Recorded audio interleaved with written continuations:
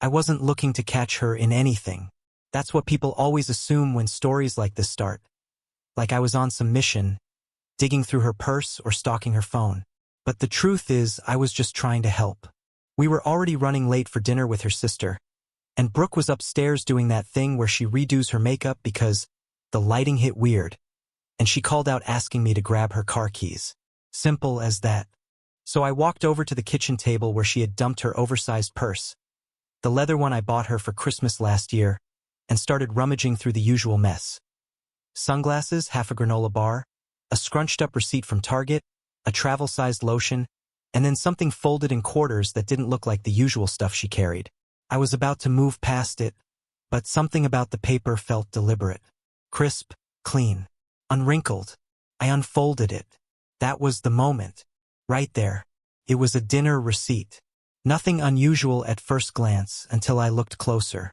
The restaurant was in a city 2 hours away, a place called Bordeaux, the kind of boutique dining spot you only hear about if you're actively trying to impress someone.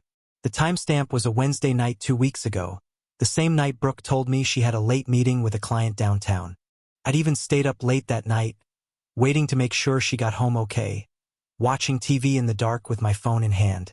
The bill was for two. Not just 2 entrees, but a whole production. Appetizers. A full bottle of wine. Not a glass, not 2, but a $90 bottle. There were flowers. A separate charge for luxury bedding, from a store next door, as listed on the receipt. Who buys bedding after a client dinner? I didn't even notice the writing on the back until I turned it over.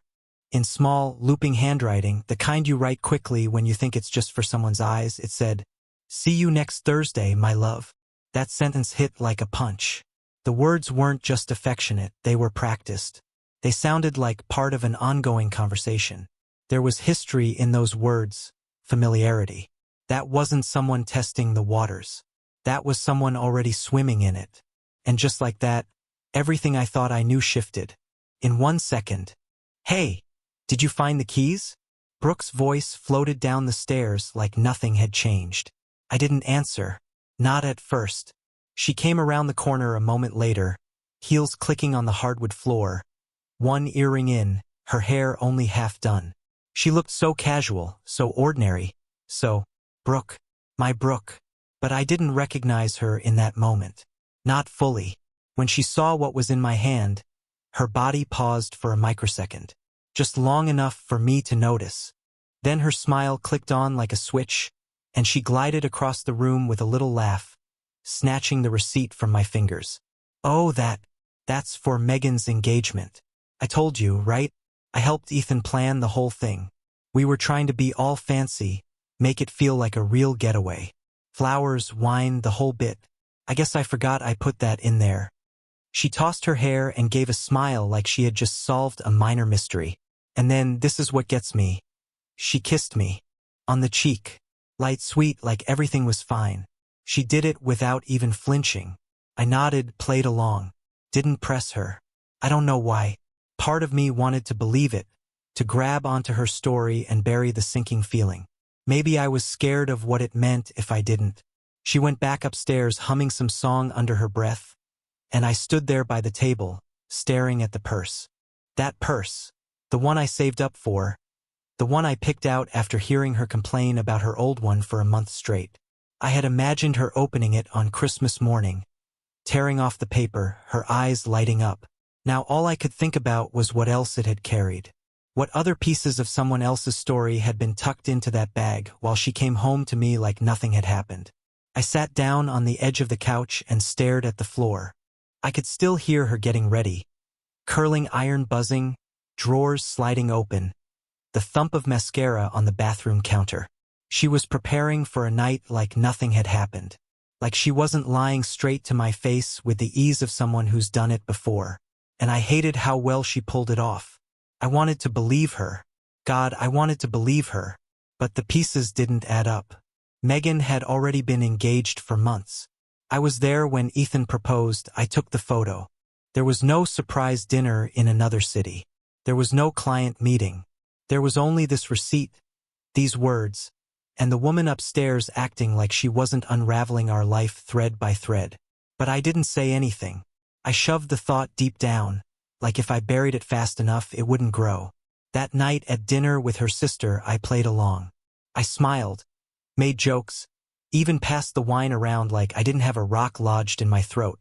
Brooke was radiant, laughing, charming, affectionate. She touched my knee under the table like she always did when she wanted to check in with me. I responded like everything was fine. On the outside, we looked perfect. The picture of a couple who had it all together. But inside, I was watching every move she made, every glance at her phone, every time she checked her lipstick in the knife blade, every subtle flinch when her sister mentioned future plans or when the topic of loyalty came up, which, of course, it did, because life has a sense of humor like that. Later that night, after we got home and she slipped off her heels, Brooke leaned her head on my shoulder while we sat in bed watching old sitcoms. She laughed at all the right moments. She kissed my neck when she thought I was dozing off. And I just laid there, completely still, trying not to think about how something sacred had just quietly, invisibly broken between us. Something I couldn't name yet, but that I felt in my chest like a dull ache that wasn't going away. Maybe the worst part wasn't the lie. Maybe it was the calm, the ease, the total normalcy of it all. She wasn't panicking. She wasn't scrambling to cover her tracks. She wasn't begging for forgiveness.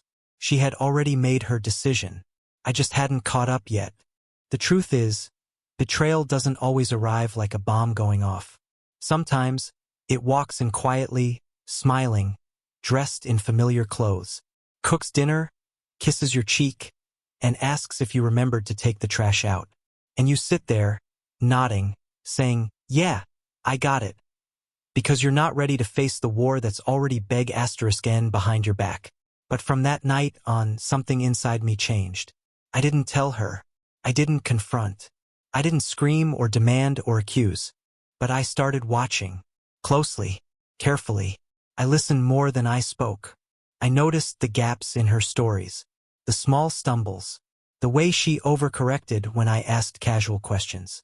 And I kept that receipt, the one she threw in the trash so effortlessly. I took it out later, smoothed the creases, and placed it in the back of my desk drawer. Not because I needed proof, not for evidence, but as a reminder of the exact moment I stopped being blind. That night I couldn't sleep. I lay in bed with Brooke's back turned to me, the sound of her steady breathing filling the silence like it was supposed to mean something comforting. But it didn't. It just sounded rehearsed, like everything else now. Every time I closed my eyes, I saw that receipt. Not just the dinner charges or the handwriting on the back. I saw it tucked into her purse like a secret she never expected anyone to find. I saw her hand snatch it like instinct. I saw the smile she gave me afterward. So smooth, so practiced. I turned onto my side and stared at the ceiling, letting my mind spiral. And that's when it started. That slow, cruel march of memory, dragging every strange detail I'd dismissed in the past few months back into the light.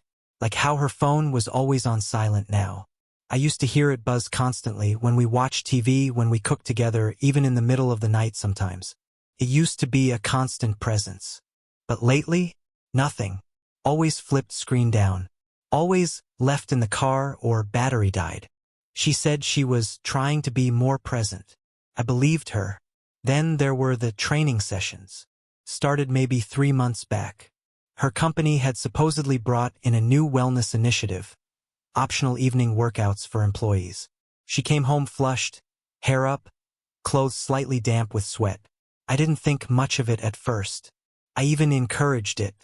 "You're glowing," I said one night, meaning it. She smiled and kissed me. "It's the endorphins." But the thing is, Brooke's not a gym person. She never has been. She used to say treadmills felt like human hamster wheels, and that yoga was an excuse to nap in public. Now suddenly she was spending 2 or 3 evenings a week, training, with coworkers I'd never heard her mention before. She even bought new gear, Lululemon bags, shoes that cost more than some people's rent. A new perfume, sharp, expensive, and nothing like her usual soft vanilla scent. I remember the first time I smelled it on her. I joked, "What's the occasion?" She waved it off. "Just wanted to try something different." Different. That word rang in my head now like an alarm bell. Everything had been different. I remembered how she used to bring her laptop to the living room at night, how we'd sit side by side while she finished emails and I skimmed the news. But then, one day, she stopped. Just said it was easier to work from her car or at the office. Said our internet was too slow, which was nonsense, since I'd literally upgraded it the month before. And then there was her email. She'd never been secretive about passwords. We shared logins for our grocery app, our streaming services, even our joint calendar. But one day I noticed I couldn't get into her Gmail anymore. Must have changed it when I updated my phone, she said casually, not even looking up from her plate. I'll send you the new one later. She never did, and I didn't ask again. Not because I forgot, but because I didn't want to become that guy. The one who's paranoid. The one who doesn't trust his own wife. But the worst part? The detail that replayed over and over in my head that night like a looped video, was the photo. It was just a random Instagram post.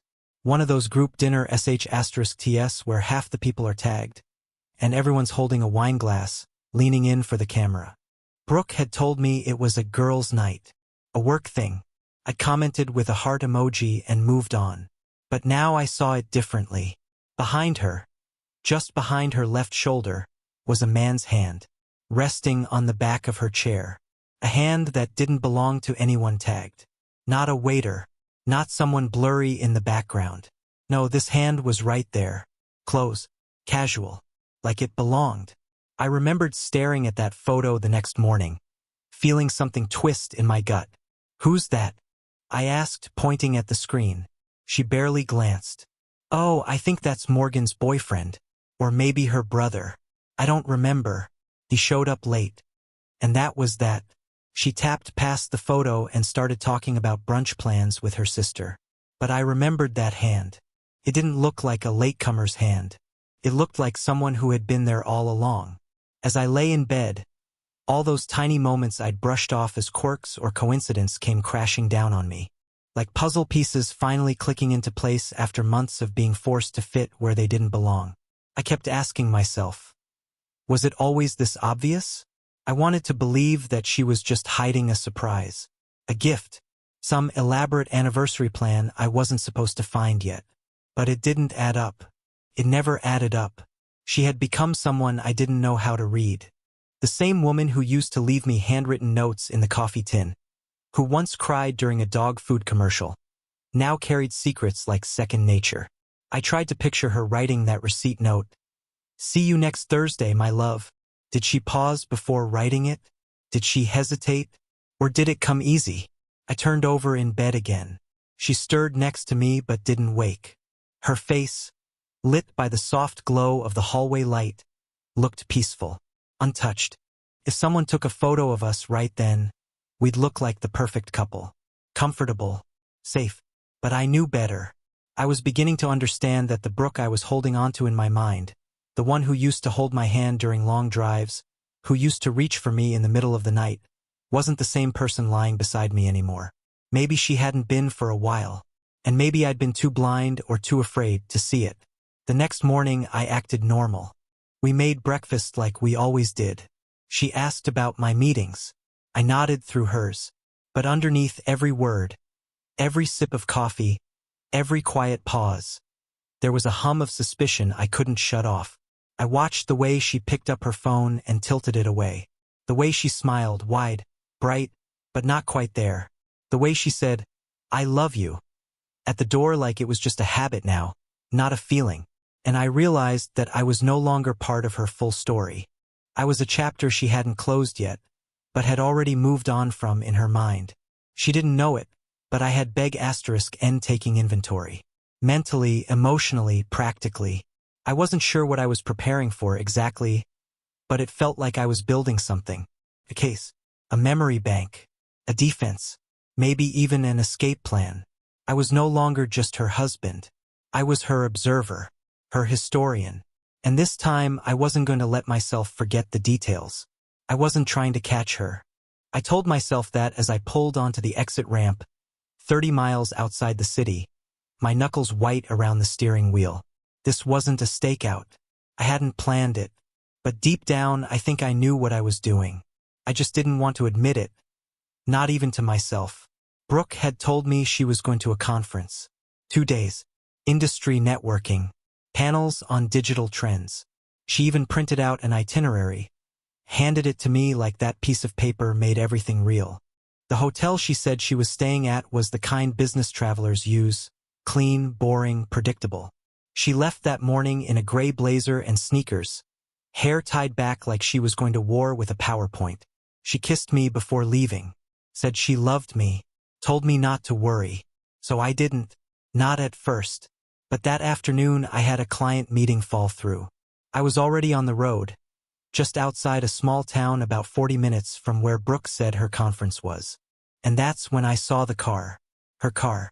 Parked sideways in front of a roadside motel, the kind with cracked neon signage, exterior staircases, and curtains that never fully close. The kind of place people don't go to for business. I pulled into a gas station across the street and K** led the engine. I just stared. Her car wasn't just similar, it was hers. I'd recognize the dent on the back bumper anywhere.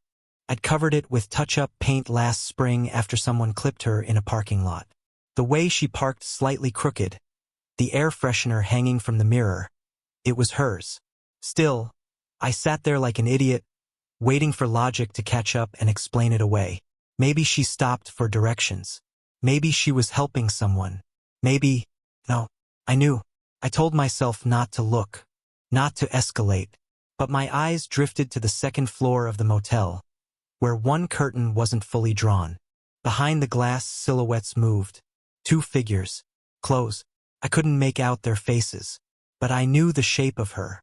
I knew the way her hair caught the light. I knew the way she tilted her head when she laughed. And she was laughing. I couldn't hear it, but I saw the shake of her shoulders, the way she leaned into him. Him, whoever he was, standing behind her. Not grabbing, not pulling, just there. Familiar, present, like he belonged. It wasn't frantic or heated. There was no rush. Just calm int * Macy. Routine. That's what K* led me most. This wasn't an affair in its early stages. This was established, practiced, normal. They moved from view. The light flicked off seconds later. I didn't move for a long time. I sat there in my car, barely breathing, as the last glimmer of denial drained out of me like air from a tire. It was real. I wish I could tell you I did something cinematic, that I marched up to the door, banged on it, shouted, cried, demanded the truth. But I didn't. I just sat in my car, feeling like the walls of my life had collapsed and no one around even noticed. Because what do you do when your whole world breaks quietly? When there's no explosion, no screaming, no fight? Just this dull, echoing silence where something used to be. I drove away eventually. Slow, careful. The same way you walk out of a room when you know someone you love is sleeping next to someone else. Back home, I didn't cry. I didn't even feel angry yet. Just numb. I walked into our house. Our perfectly decorated, photo-lined, cozy house, and stared at the life we'd built. The couch where we watched movies. The kitchen island where she used to dance when she cooked. The little chalkboard calendar with her handwriting marking girls' night, meetings, yoga, volunteer. All of it. Fake. Or maybe not fake. Maybe just overwritten. Repurposed. That night, I lay awake again.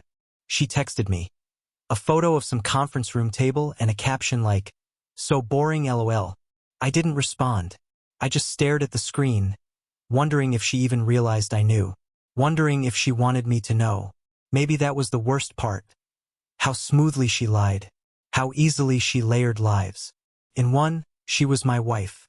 Supportive. Funny. Driven. In the other, she was someone else's something, whatever that meant. She came back the next day with a lanyard around her neck and a fake pen in her bag. She kissed me like she always did. Asked how my day was. Showed me a pamphlet from the conference. I nodded through it all. Smiled where I was supposed to. Laughed at her joke about bad hotel food. I asked how the panels were. She rolled her eyes and said, "A bunch of guys pretending to be experts. You didn't miss anything." But I had missed something. A lot of things. For months. Years, maybe. I missed the slow fade of truth. the disappearance of real conversations. The way she started changing in small ways, subtle but deliberate. Looking back, I wonder if she was waiting for me to confront her, testing how far the lie could go. Maybe she was trying to force my hand so she wouldn't have to make a decision. Or maybe she just didn't care. I started paying closer attention after that. Not just to her but to myself. I noticed how much I edited my own behavior around her. How I paused before asking questions. How I avoided touching her when she looked tired. How I stopped planning things with her in mind. Stopped buying little gifts. Stopped looking forward to her coming home. It's weird how betrayal doesn't just make you doubt your partner. It makes you doubt yourself. Your instincts. Your memory.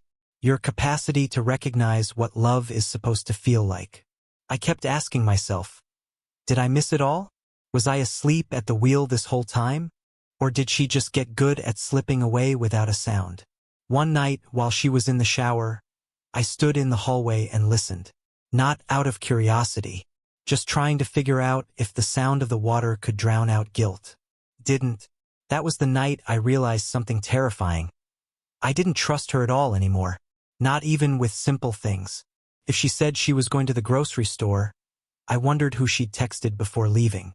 If she said she was tired, I wondered what had really worn her out. It wasn't just suspicion, it was a total collapse of faith. And once that's gone, what do you even have left? Love doesn't survive without trust. Pretends to. It limps along, dragging its dead weight behind it. You go through the motions. You say the right words. You laugh at the same jokes, but underneath it's hollow, just echoes in a space that used to feel full. I wasn't ready to leave yet, not because I wanted to stay, but because I needed to be sure. Sure that I wasn't crazy, that I wasn't overreacting, that the version of her I had fallen in love with was really gone. I started checking the details more carefully, not in an obsessive way, just enough to confirm what I already knew. I saved **TS. I noted times. I watched for overlaps in stories. I read the silence between her words, and every new piece just confirmed it. There was someone else. Not a one-night mistake. Not a work flirtation gone too far. Someone permanent. Someone consistent. Someone who held her in motel rooms while I stayed up folding her laundry and heating leftovers. It wasn't about **X. I could have forgiven that, maybe. People mess up. People drift. But this was deeper. She had built another life. One where I didn't exist. And she was still coming home to me like I was her fallback plan. Her cover story. Her obligation. That was the moment. That's when it shattered. Not when I saw her through the motel window. Not when the light clicked off. But in the days after, when she kept pretending, and I finally realized I wasn't pretending anymore. I was done. Not out of anger. Not out of revenge. But because once you see someone lie that easily, you can never fully unsee it. And once you know the truth, there's no version of love that lets you stay. I didn't confront her. Not right away. There wasn't a moment of yelling or a dramatic sit-down at the kitchen table. No ultimatums. No screaming match. I think part of me had rehearsed that scene 100 times in my head. But when the moment came, I didn't want a performance. I didn't want answers she'd twist. I wanted distance, quiet, control. So I went quiet instead. I made her coffee like I always did. 2 sugars, splash of almond milk. Mug with the chipped handle she always said she hated but never threw out. I smiled when she walked in and said, "Morning." She smiled back, hair still wet from her shower, phone already in hand. She kissed my cheek like it meant something. "I've got meetings all day," she said. "Don't forget about dinner with my parents Saturday." I nodded. Wouldn't miss it. She left, and I stood in the kitchen, staring at the mug she hadn't finished, lipstick stain on the rim, and felt absolutely nothing. That was the beginning. 2 days later, while she was at what she called yoga, I started packing the pieces of my life I cared about. Not clothes or toiletries. Nothing dramatic. Just essentials. Important documents. A few sentimental things she wouldn't notice missing. My birth certificate. The letters my mom sent me when I moved to college. A photo of me and my brother from when we were kids. I wasn't leaving that night. Not yet. But I was preparing. It felt like walking through a burning house, collecting valuables before the roof caves in. I opened her old phone, the one she'd upgraded 6 months ago and claimed had been wiped. It hadn't. She just never bothered to erase the cloud backup. Rookie mistake. The emails were still there. Most were boring. Marketing spam. Old subscriptions. But I dug deeper. Searched for keywords. Miss you. Thursday. Room. Can't wait. And suddenly it was all there. Conversations. Arrangements. A private Gmail she'd used to register reservations. Messages between her and someone named L. No last name. No photos. But the tone was unmistakable. The motel is fine. I just want time with you. He's clueless. I almost feel guilty. I'm counting the days. You're the only part of my life that feels real. And then, the one that broke whatever was still intact inside me. It'll all be over soon. He won't see it coming. She wasn't just cheating. She was planning something. Anticipating an ending. An escape. I was already a ghost in her story. She just hadn't told me yet. I didn't panic. I didn't rage. I went downstairs, opened the drawer where we kept our joint bank paperwork, and started transferring money out. Not all of it. Just enough. My half. I moved it to a private account I'd opened under my name and a P.O. box I'd rented the week before. I didn't take revenge. I didn't drain the account. I wasn't trying to punish her. I was just making sure when I left, I wouldn't leave empty-handed. I logged into our cloud storage and downloaded copies of shared documents, the mortgage, tax returns, insurance, everything she might try to *p***nize later. Then I changed the passwords to my devices. Disabled her fingerprint from my laptop. None of it made me feel powerful. If anything, I felt smaller with every step. Like I was sneaking out of my own life while someone else slept in my bed and used my name like a prop. She came home that night all smiles. Hair up. Yoga mat slung over her shoulder. How was class? I asked from the couch. She shrugged. Good. Long. I'm starving. Want to order something? We ordered Thai food. Ate on the couch. Watched reruns of a show we used to love. She laughed in all the right places. Leaned her head on my shoulder. Reached for my hand. And I let her.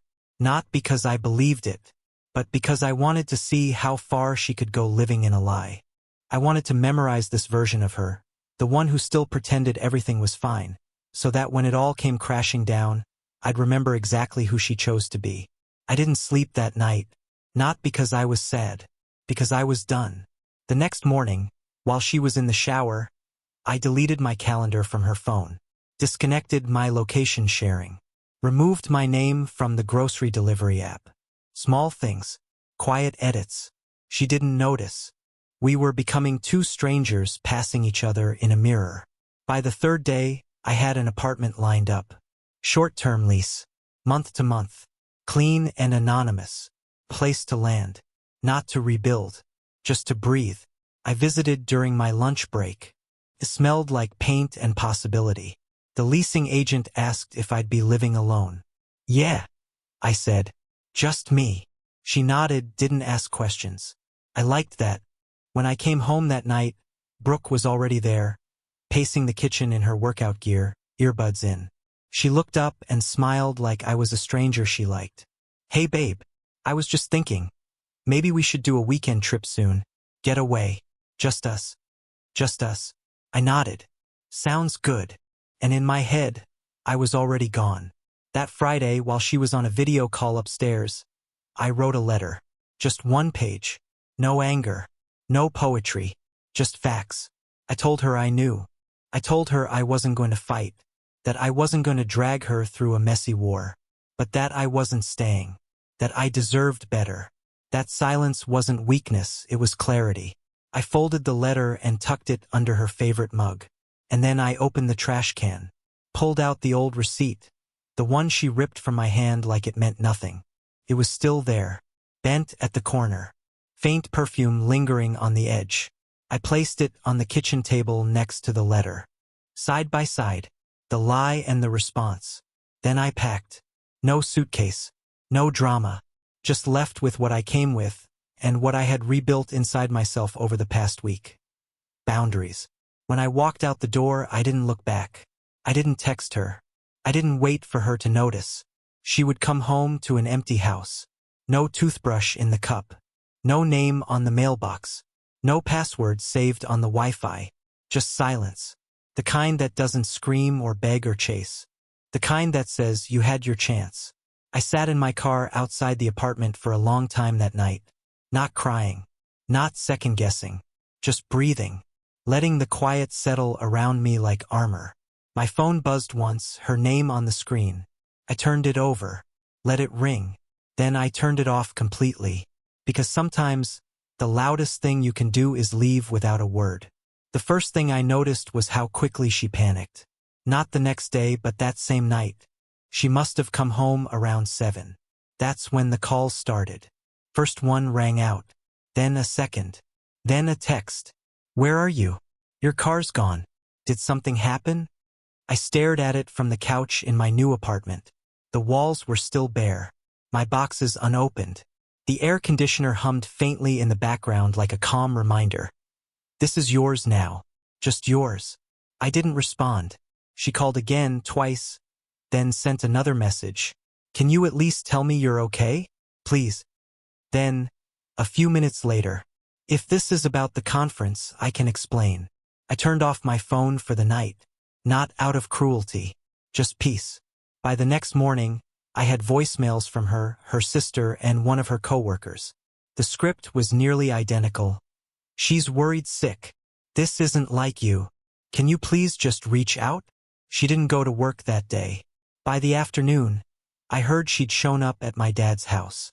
He called me, voice flat, telling me she'd waited outside the gate for almost an hour, crying. I didn't say a word, he said. Just looked at her. She eventually left.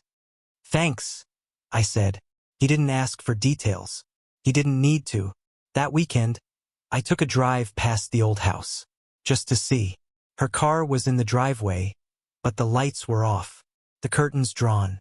No music playing. Normally she had the kitchen window open. Some playlist drifting out into the yard. But this time the silence was total. I didn't knock. I didn't slow down. I just watched. And over the weeks that followed, I kept watching. Not in a stalking way. Not obsessively. But when you disappear from someone's life without a script, they scramble. They leave digital breadcrumbs. And if you know them well enough, you know exactly where to look. The man from the motel? He was gone. I don't know if she told him about me leaving, or if he simply moved on the second the fantasy cracked. But their connection dissolved fast. She scrubbed photos, deleted tagged posts. Her status changed from feeling lucky to just blank. I heard from a mutual friend that he ghosted her. Said something vague about too much pressure. I wasn't surprised. Men like him are great at playing support until there's real weight involved. Then came the job. Her company went through a merger, restructuring, layoffs. She made a big speech online about stepping back to recenter. But I knew better. She'd gotten cut. Not for the affair, not directly. Just quietly. As if life itself had started ejecting her from the narrative. The car was the next to go. She traded it in for something older. Something practical. The designer bags stopped showing up on her feed. Then the home decor posts slowed, and I realized what had happened. She'd listed the house. She couldn't afford it alone. I imagined her walking room to room, deciding what to sell, what to keep, wondering whether to keep our stuff or purge it. I had left behind so little. She had all the furniture, but none of the foundation. The cat, the one she called our baby, ended up in a shelter. I found that out accidentally when a friend sent me the adoption listing. Same name, same breed, same birth date. It said, needs a calm, patient home, has trouble adjusting to change. Yeah. Don't we all? I didn't feel triumphant. There was no part of me cheering. This wasn't revenge. It wasn't justice. It was just the slow, inevitable crumbling of something she never thought would collapse. She had built her world like a house of cards, layering attention, convenience, and lies, and now the wind was finally catching up. I watched it fall from a distance, detached, focused, present in my own life for the first time in a long time. And people noticed. Friends who hadn't heard from me in ages started reaching out. You seem different. Lighter. Like you're finally breathing. I was breathing in ways I hadn't in years. I picked up old hobbies. Went fishing. Started reading again. Even joined a weekend hiking group. Not because I needed distractions, but because I finally had the mental room for things that weren't damage control. Brooke kept trying to reach me in small, desperate pulses. She sent emails. Some angry, some sad, some almost poetic. She mailed a card to my old office, handwritten, no return address. Said she just wanted to talk. That she had seen the consequences of her choices and was ready to face the truth. But truth doesn't need an audience. It just needs to be lived. I never wrote back. Sometimes I wondered how she explained it all to people. What version she told her friends, her parents. Maybe she painted me as unstable, cold. Maybe she told them I just left. And in a way, that part was true. I did leave. But not suddenly. Not out of spite. I left slowly, piece by piece, the moment she decided to build a version of her life where I was nothing more than a prop. Placeholder. And when that foundation cracked, she was left standing in the ruins of a story she wrote without me. That's what betrayal does. It doesn't just break trust. It breaks time. It makes you look back at every good memory and wonder if it was ever real, or if it was just a cover for something darker. But eventually, you learn to separate the two. You stop letting their lies rewrite your past. You remember the good and let it stay good. You leave the bad buried, and you move on. I never posted anything about what happened. Never aired it out. Never wrote a cryptic quote or changed my status to something theatrical. I just faded. Not like someone running. Like someone reappearing in his own life. One night, months after I left, I walked past a mirror and realized I hadn't thought about her in days. That her face didn't trigger anything. Not sadness. Not rage. Just nothing. And in that nothing, I found something rare. Freedom. She had her chance to build something real. She chose illusion. An illusion doesn't hold up when you remove the spotlight. Months later, a letter arrived. Shaky handwriting. No return address. She didn't ask me to come back. Just wrote that mornings felt cold without me. That she brews 2 coffees out of habit. That freedom without love felt hollow. At the end, she wrote, "You didn't just leave the house. You took the light with you." I folded it, tucked it in a drawer, and never opened it again. 3 years later, at a company event, I saw her, Brooke, standing alone by the exit, in a worn coat, eyes hollow. She saw me, and her face cracked, like time finally caught her. Jenna touched my arm, gently. I gave Brooke a nod. No anger, no pity, just silence. Then I turned and walked away. She stayed behind, frozen, lost in a memory that no longer belonged to her.